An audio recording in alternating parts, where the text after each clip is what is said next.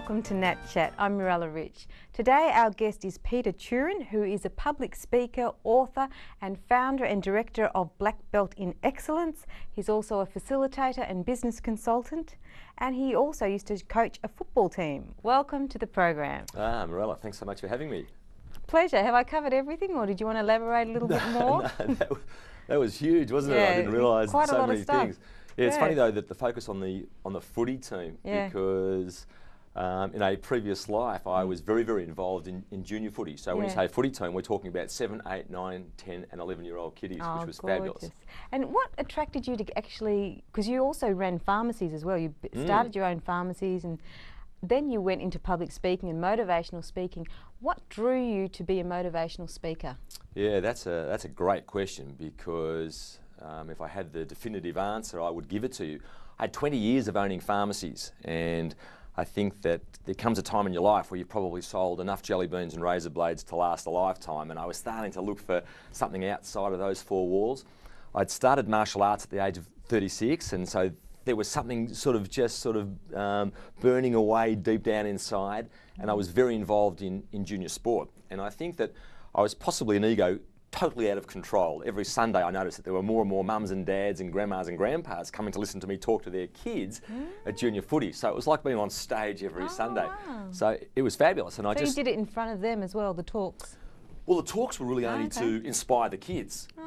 You know, when you've got young kids and you're trying to develop them and you're trying to focus on skills on both sides of their body and to be the best that they could be. At that age, you find that some kids are very, very good at footy, and some kids are there because they want to be a part of something. So the participation was the most important aspect of being involved of a team at junior footy. But I was finding that if we could encourage them and focus on things like continual improvement, which I found later on, they're the things I was talking about in big business. But I think that the catalyst was probably junior footy. Okay, so that was what got you into the motivational part. That just came from within to just drive them to be good at what they could do. Well, it's funny because even in my days as a pharmacist, you know, I was an owner of pharmacies for over 20 years, and really what you're doing there is you're encouraging people to be the best that they can be. I'm talking about my teams of people, obviously. We're impacting on our customers because we want them to be fit and healthy. But my staff, who I refer to as my team, and we were part of the same team. And our success was brought about by everybody's input into what we were doing. The fact that I was the boss, that was just the title, but we were all in this together. And while I was still a pharmacy owner, I was coaching junior footy, and I think that the speaking really had been something that I wasn't even aware that I was doing. But I mean, I'm speaking to my team of people in my pharmacies every day. So you're kind of on stage all the time. But then to make that big decision to come out and to sell my pharmacies and to take a totally different direction, a brand new career path, I really don't know where that came from. And I can tell you that it wasn't my wife's and my decision, it was definitely my decision.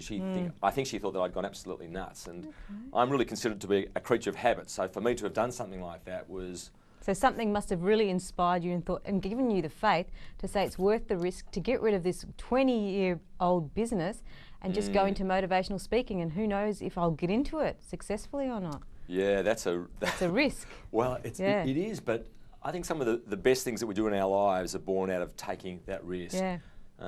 When you say risk, it is a risk, but I think too that what happens is that you accumulate a lot of stuff in your life. Yeah. You know, I was a son, so my parents, who I'd learnt so much from, my wife is my partner for life. I mean, we're learning and building relationships, and then my three beautiful children who I'm deeply passionate about. I mean, you're learning and building different sorts of teams. Yeah.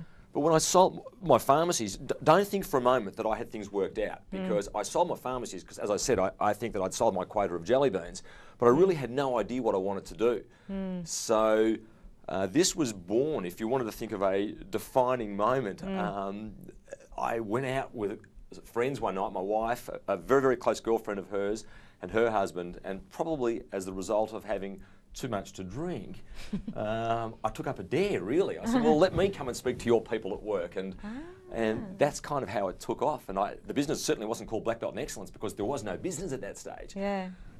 So there you go. Beautiful. And how do you think the best way to reach goals are? Like, people might write down goals and they say, okay, I've got all the goals set, but they don't actually set out and achieve them. There's something that sidetracks them or distracts them along the way. What do you think is that niggling thing that stops people reaching their goals, even though they've written them out to, every day?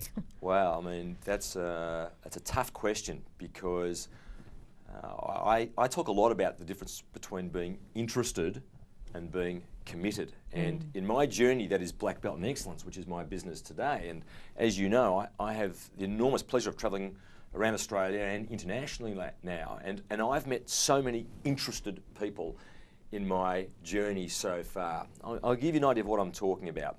A gentleman who I conferenced with in March of last year came to me and told me that his big dream was to run the Melbourne Marathon.